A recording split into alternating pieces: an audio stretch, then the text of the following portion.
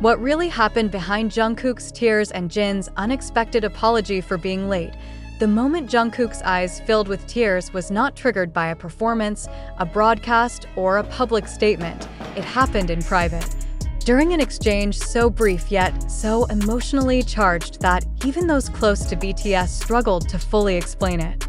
Why did a simple apology from Jin carry enough weight to break Jungkook's composure? And what exactly occurred in the minutes before those tears began to fall? According to internal accounts, the emotional shift began when Jin entered the room without prior notice, offering an apology that sounded almost too soft for the intensity it provoked. The question that now drives curiosity is simple yet deeply layered. What was behind Jin's delay, and why did Jungkook respond with such raw emotion? Observers who heard fragments of the conversation described the atmosphere as unusually tense. Jungkook, normally composed in personal settings, appeared startled, not merely surprised, when Jin arrived later than expected. While neither member publicly discussed the encounter, those familiar with their dynamic confirmed that timing played a critical psychological role. Jungkook had reportedly anticipated Jin's presence much earlier, and the delay introduced an unexpected emotional vacuum. By the time Jin arrived, the silence had become symbolic. The apology itself was not embellished. Jin reportedly said only a few words, direct, sincere, and unadorned. Yet it was precisely this simplicity that deepened the impact. For months, Jungkook had been navigating a period marked by separation, individual schedules, and the absence of the familiar support system the group relied on for years. The apology, coming from the member who had often provided emotional grounding, hit a point of accumulated vulnerability. This is where the narrative takes a surprising turn. Sources indicate that Jungkook's reaction was not solely about Jin's lateness, but about what the delay represented. Their years-long bond, built through shared training hardships, career milestones, and the psychological strain of global fame, had left both with emotional anchors in one another. Jin's absence, even briefly, echoed a larger theme of distance that members have been quietly adjusting to during periods of individual activity. The question remains, why did the late arrival matter so much? Analysts of group dynamics suggest that within tightly bonded teams, timing often takes on symbolic meaning. A late appearance can feel like an emotional gap, especially when expectations are rooted in years of consistent support. Jin's arrival, therefore, did more than break the silence. It confronted it directly. Jungkook's tears, described as quiet but intense, were reportedly triggered at the exact moment Jin offered his apology. The delayed visit, combined with days of unspoken tension, created what psychologists refer to as an emotional overflow point. When such a point is reached, even the smallest gesture, in this case a softly spoken apology, can unlock layered emotions that have accumulated over time. Another detail deepening public intrigue is what Jin brought with him. While not disclosed in full, insiders reveal that he handed Jungkook a small object tied to their early career years. It was not grand, not expensive, and not meant for public display. Instead, it held private significance, serving as a reminder of shared struggles long before the global spotlight. This personal touch reinforced the sincerity of Jin's apology and amplified Jungkook's emotional release. In the hours following the encounter, neither member issued a formal statement, adding further complexity to the situation.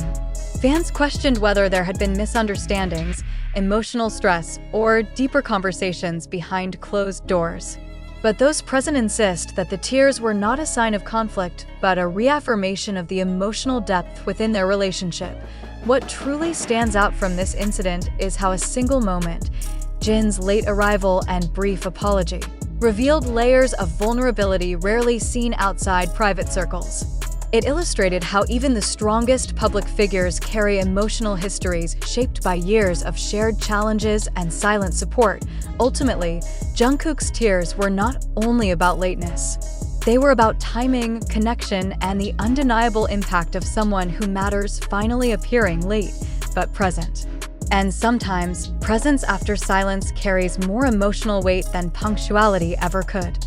The emotional aftermath of Jin's late arrival and Jungkook's sudden tears continues to circulate online. Yet the more this story spreads, the more essential it becomes to pause and interrogate what we think we know. Did this intimate moment truly unfold as described, or are we engaging with a narrative constructed from fragments, assumptions, and social media-fueled speculation? And if we cannot verify what happened behind closed doors, why are so many of us convinced we understand the emotional truth of the situation, as videos, edits, and supposed insider accounts multiply across TikTok, YouTube, Twitter, and various fan-based media channels? The line between documented fact and emotionally charged interpretation grows increasingly thin. How much of the story is genuine recollection, and how much is a product of algorithm-driven virality designed to capture attention? These questions matter not only for fans, but for anyone consuming content in a digital environment where sensational narratives spread faster than verified information. Consider the central claim: Jungkook shedding tears immediately after Jin apologized for being late. It is certainly dramatic, deeply human, and instantly captivating. But if this moment is as private as sources describe, who witnessed it? Who reported it? And through how many layers of retelling did the details morph before reaching the public? If a single detail can be distorted in one retelling, how much of the entire event might be a reconstruction shaped by emotional expectation rather than factual accuracy? The more we examine the circulating accounts, the more contradictions emerge. Some versions describe heightened tension, others frame the moment as purely sentimental. Some insist the apology was solemn, others say it carried humor. If the emotional tone of the event varies depending on who tells it, can we confidently claim to know what truly transpired? Or are we projecting meaning onto an ambiguous situation because we want the story to feel significant? This leads to an even more provocative question. Do we, as audiences, sometimes prefer an emotionally dramatic narrative even when the truth is unclear? The media ecosystem thrives on engagement, and stories involving tears, apologies, and unexpected reunions attract far more attention than routine updates.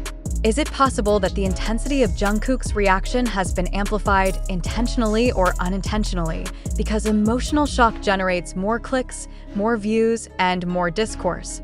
Furthermore, what role do we play in shaping these narratives? Each retweet, comment, and reaction contributes to the expansion of a story whose foundations may still be unverified. If our interactions help solidify unconfirmed claims, are we participating in the creation of a collective myth, mistaking repeated speculation for evidence? This is not to dismiss the possibility that the event occurred. It may have unfolded exactly as described, Jin arriving late, apologizing gently, and unintentionally unlocking a flood of pent-up emotion in Jungkook. The symbolic weight of their bond, the emotional strain of distance, and the significance of timing could absolutely trigger such a reaction.